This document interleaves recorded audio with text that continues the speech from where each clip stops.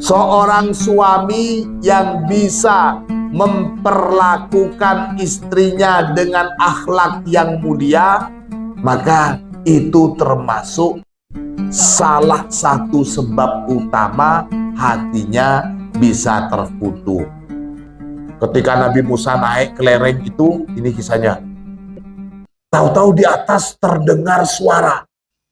Apa yang didengar?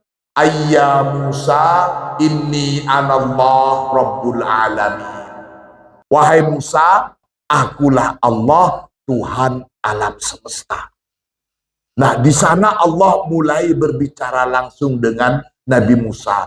Dan di sana Nabi Musa terfutuh sebagai nabi yang berbicara langsung dengan Allah sebagai kalimullah.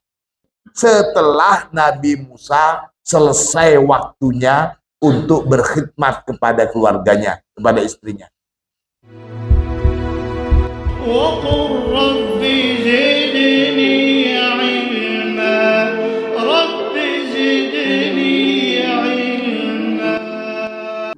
Bismillahirrahmanirrahim. Alhamdulillahi rabbil alamin.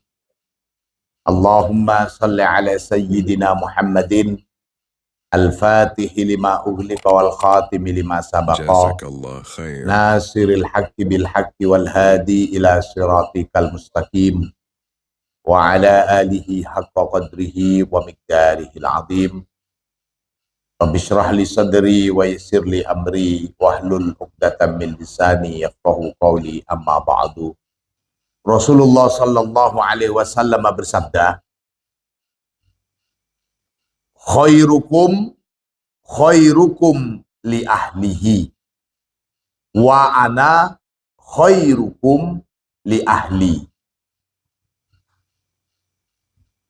Hadis ini termasuk hadis yang kalau boleh saya istilahkan pernyataan kontradiktif dengan keadaan zaman itu.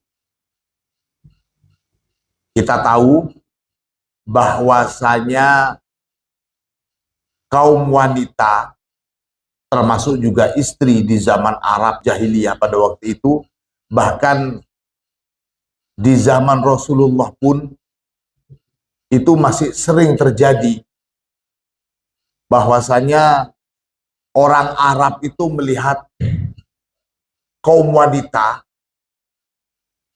itu jauh lebih rendah dari mereka.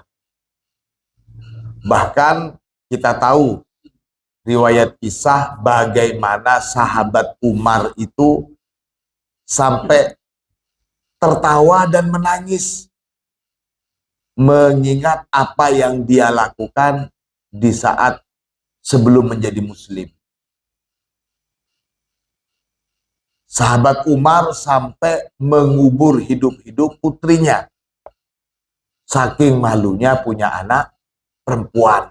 Dan istri juga begitu. Jadi kebiasaan sejak dulu istri itu harus ikut apa kata suami. Rasulullah menyatakan khairukum, sebaik-baik kalian itu khairukum li ahlihi, ialah yang paling baik pada keluarganya. Dalam pemaknaan lain, yang paling baik kepada istrinya. Wa ana khairukum li ahli, dan aku ini kata Rasulullah ialah paling baiknya di antara kalian pada keluargaku. Jadi Rasulullah menunjukkan bahwa Rasulullah paling baiknya seorang suami kepada keluarganya dan tentunya kepada istrinya. Ini menjadi satu, kalau boleh diistilahkan, patokan seorang muslim yang berakhlak baik. Jangan cuman baik ketika bersama orang lain. Jangan cuman baik ketika di luar. Tapi di rumah tangganya, pada istrinya, pada keluarganya, mengintimidasi. Karena tahu, namanya istri saya nggak mungkin berani. Jadi kalak karapat hibi. Kalak karapat hibi. Maka secara syariat, orang yang paling baik itu adalah dia yang paling baik pada keluarganya, pada istrinya. Jangan heran kalau umpamanya ada orang baik dengan rekan kerjanya, apalagi sama atasannya. Itu biasa, bedesai karep. Orang yang baik itu coba lihat dalam kehidupan rumah tangganya. Kalau bicaranya dengan istrinya penuh kasih sayang, lemah lembut, loktak nyentak, maka insya Allah dia memang tipe orang yang baik. Kelihatan di luar baik sekali, bahasanya halus, tapi sampai di rumah anaknya diomongin kasar, istrinya diomongin, tahu apa nih bini, perempuan tahu apa. Nah ini sudah ciri bukan seorang muslim yang baik. Ini secara syariat. Apalagi kalau ditinjau secara hakikat. Di sini dikatakan, min a'dami asbabil fathi 'alal insan huwa muamalatun nisa muamalatan thayyibatan. Termasuk sebab yang paling utama, sebab yang paling cespleng terfutuhnya seorang. Kita ini adalah orang-orang yang berharap segera terfutuh. Panjenengan mau segera terfutuh. Apalagi Al-Fathul Akbar. Kalau Fathul Akbar itu panjenengan semuanya nanti akan terfutuh. Utamanya Fathul Akbar, yakni ketika sakaratul maut, mau mati itu sudah Fathul Akbar. Jadi yang tertutup semuanya nampak. Malaikat yang nggak kelihatan saat ini nanti akan terfutuh.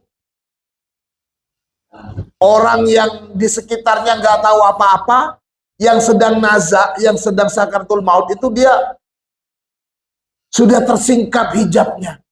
Itu yang disebut dengan Al-Fathul Akbar. Namun di sini adalah maksudnya kefutuhan hati. Kemudian semakin berakhlak dan beretika dan mendapatkan cinta dari Allah Subhanahu wa Ta'ala. Maka di sini dikatakan termasuk sebab yang paling utama, sebab yang paling agung seseorang itu bisa difutuh adalah muamalatun nisa muamalatan thayyibatan, yakni memperlakukan wanita-wanita, memperlakukan istrinya dengan kelakuan yang baik. Seorang suami yang bisa memperlakukan istrinya dengan akhlak yang mulia, maka itu termasuk salah satu sebab utama hatinya bisa terfutuh. Amin Allahumma amin. Kenapa kok demikian? Kenapa kok bersabar dalam menghadapi istri? Kenapa kok bersabar atau melakukan perbuatan yang bagus kepada istri itu menjadi sebab terfutuhnya seseorang? Li'annahu fi hadhihi dunya, karena sesungguhnya orang itu di dunia ini daifun 'alallah. Hakikatnya mereka itu adalah tamu fi mulkihi, dalam kekuasaan atau kerajaan Allah Subhanahu wa Ta'ala. Wa haula'in nisa, dan adapun mereka para wanita, ima'ullahi wa harimuhu, para wanita-wanita termasuk istri kita itu tidak lain adalah hamba-hamba Allah dan orang-orang yang mendapatkan perlindungan langsung dari Allah. Jazakallah khair. Fawajaba alaihil ihsan ilaihinna. Maka wajiblah bagi seseorang, bagi kita para suami, untuk memperlakukan istri kita sebaik mungkin. Kenapa? Mura'atan lillahi ta'ala. Tidak lain sebabnya untuk menjaga hubungan baik kita sebagai tamu kepada Allah. Ketika kita nikah, hakikatnya kita itu disuguhin, ini istri. Jadi yang menyuguhkan itu adalah Allah. Kalau kita tidak bisa memuliakan apa yang sudah diberikan oleh Allah, hakikatnya kita itu bukan cuman jelek kepada istri, tapi juga jelek kepada Allah. Ini. La li syai'in akhar. Bukan karena sesuatu yang lain. Kalau hormat sama istri karena istrinya mungkin cantik, muda, kaya raya, nanti kalau sudah tua, kalau sudah jelek, kalau sudah miskin, wis hilang. Tapi kalau kita menghormati dan memuliakan istri kita karena ingin hubungan baik kita kepada Allah bisa semakin baik, maka bagaimanapun kondisi istri kita, insya Allah kita tetap bisa memuliakan istri. Istri menghormati suami secara syariat itu wajib. Sekali lagi, secara syariat, seorang istri itu wajib mengikuti suami. Tapi secara hakikat, suami bisa menghormati dan memuliakan istri, itu namanya fadlun. Istri menghormati suami itu wajib. Tapi suami bisa menghormati dan memuliakan istri, itu luar biasa.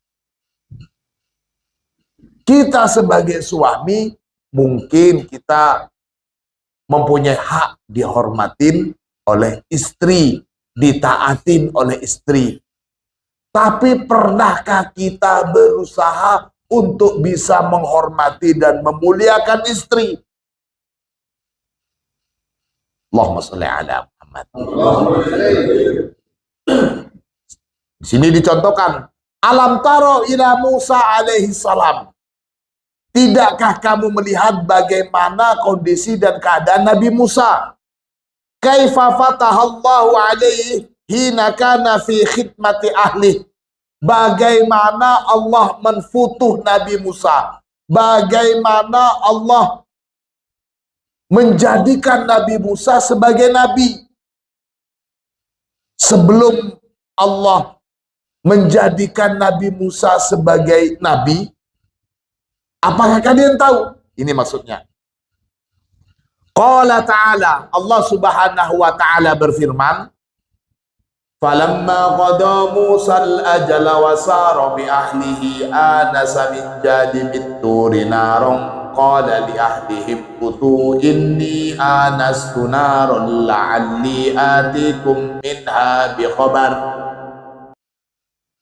Falamma qada Musa al-ajala, dan ketika Nabi Musa itu sudah menyelesaikan tugasnya, wasara bi ahlihi anasa, wasara bi ahlihi anasa min janibit tur. Kemudian Nabi Musa itu berjalan keluar bersama istrinya, anasa min janibit tur. Nabi Musa melihat min janibit tur, di lereng gunung Tur itu pada waktu itu musim dingin, mungkin musim salju. Nah, di sini digambarkan ketika Nabi Musa itu berjalan bersama istrinya, lantas melihat di lereng gunung Tur itu naron, api. Qala li ahlihi, kemudian Nabi Musa bilang ke istrinya, umkuthu inni anastu naron. Diam di sini ya, tunggu di sini.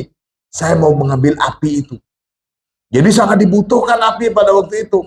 Sama dengan umpamanya di padang pasir, kemudian dahaga melihat air. Musim dingin, penuh salju dingin, api itu kalau kelihatan ada api, wah itu sangat luar biasa. Makanya Nabi Musa bilang, tunggu di sini, saya melihat api, akan saya ambil itu. Umkuthu inni anastu naron, la'alli atiku minha bi khobarin. Barangkali saya akan membawa kabar.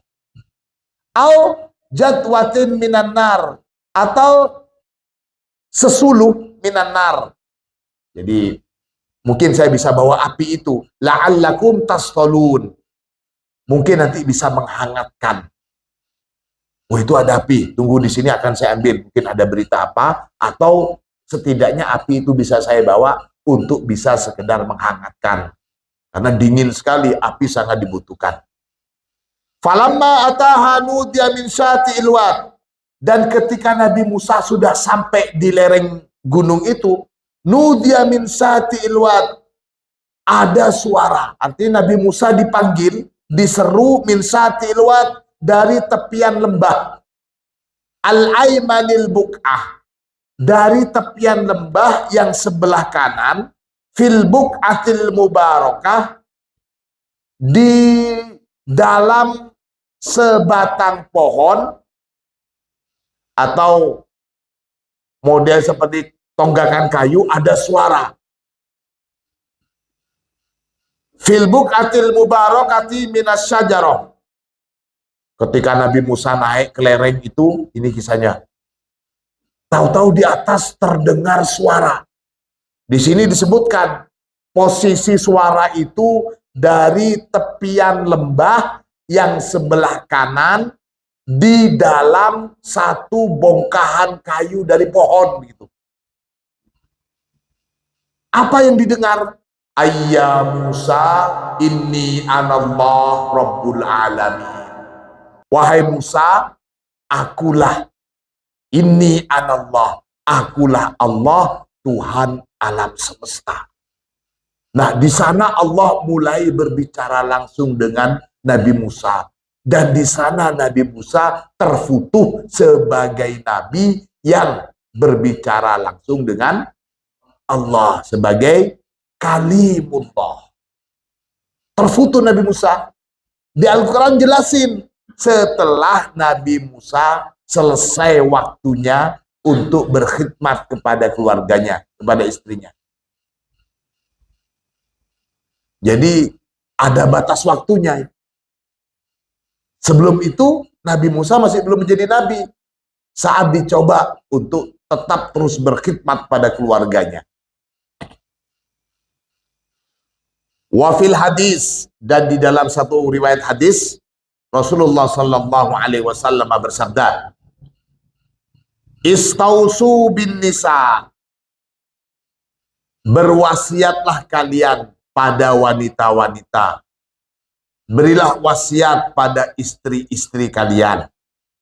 Fa innal mar'ata, karena sesungguhnya wanita itu khuliqat min dilain.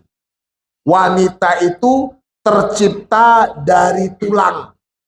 Katanya tulang rusuk gitu.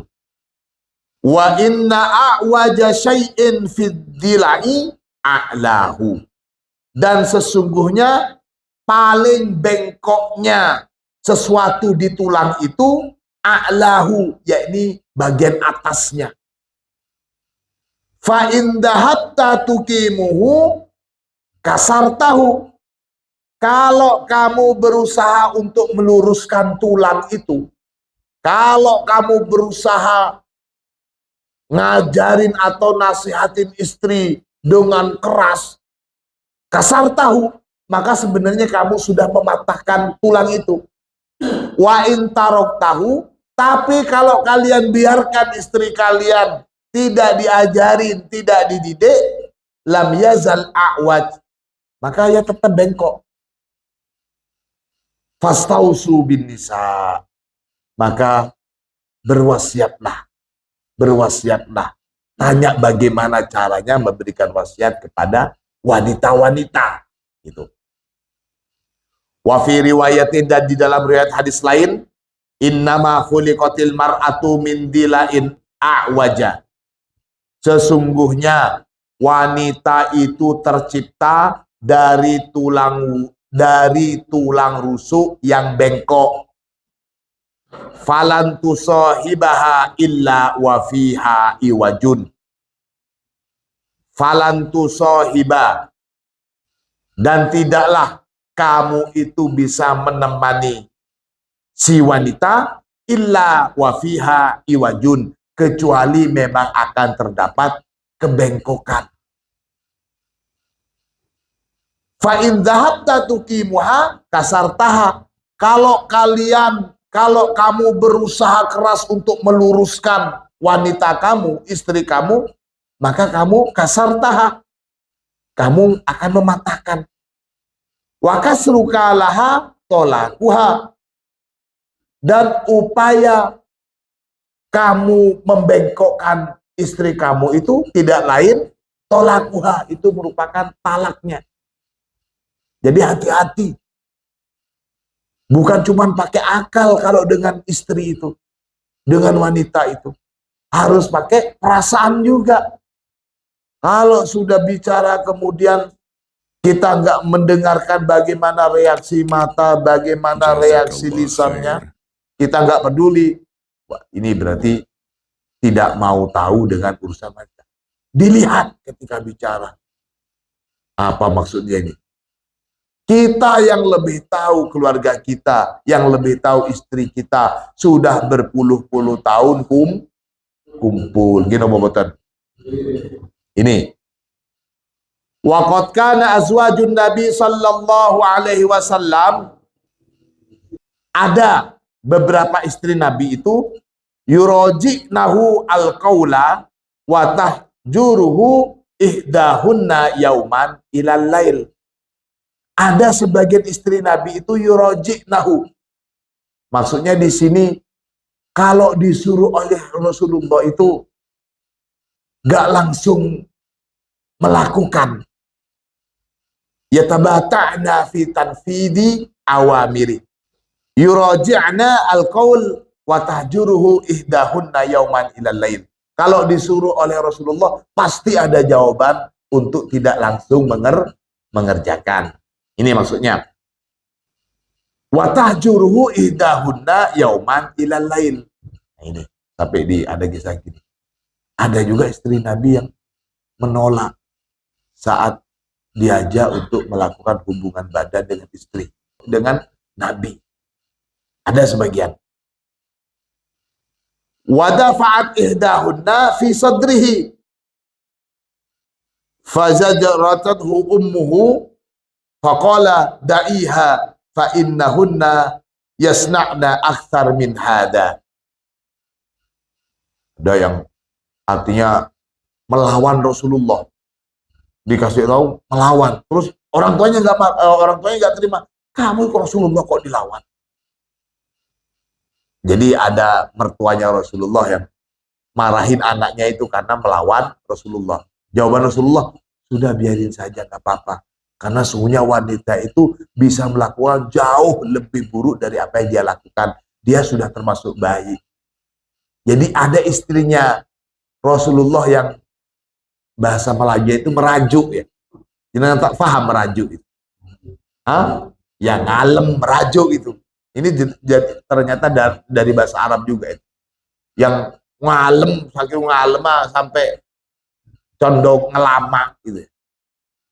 Dimarahin sama orang tuanya. Terus sudah biarin saja. Wanita itu bisa melakukan lebih dari itu. Itu akhlak Rasulullah. Kalau kita dibela sama mertua, pasti orang itu enggak dikibah. Nah, gitu. Ditolong sama mertua kita, iya bu, Ini saya suruh bikin kopi lama sekali, Bu. makin dibumbuin. Gitu, Pak Boten. Rasulullah enggak. Malah bilang, wis mi, boten nopo-nopo mi, iki pun sahi. Kalau bahasa kita, bojo iki pun sahid menan. Sahi. Meskipun ada sedikit kedongkolan di dalam hati, tapi ya itu, berusaha. Bahagiakan istri, puji istri, alam istri. Apa bahasa Jawanya alam?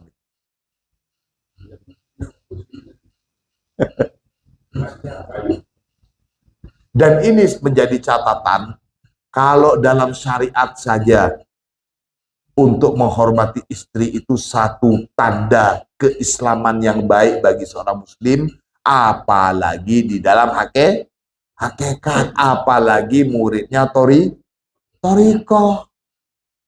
Kalau ada muridnya toriko, aktif di toriko, wiridnya baik, ketika kumpul sedang wadifah dengan sesama ikhwan, assalaman menunjukkan sopan sekali. Pulang istrinya tak bentak. Pulang ke rumah istrinya dibentak-bentak. Wah. Sholat berjemaah di masjid karena sesama yang berjemaah sama. Wah baik, bagaimana kabarnya? Komunikasinya dengan sesama jemaah dalam perkumpulan atau di kantor baik. Tapi di rumah tak sentak gini. Punya masalah di kantor, bukan diselesaikan di kantor, kebemole.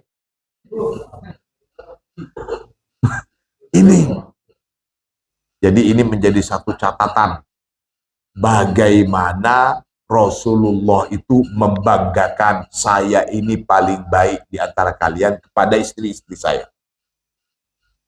Padahal Rasulullah kalau umpamanya mau membentak istri-istri beliau, istrinya nggak mungkin berani.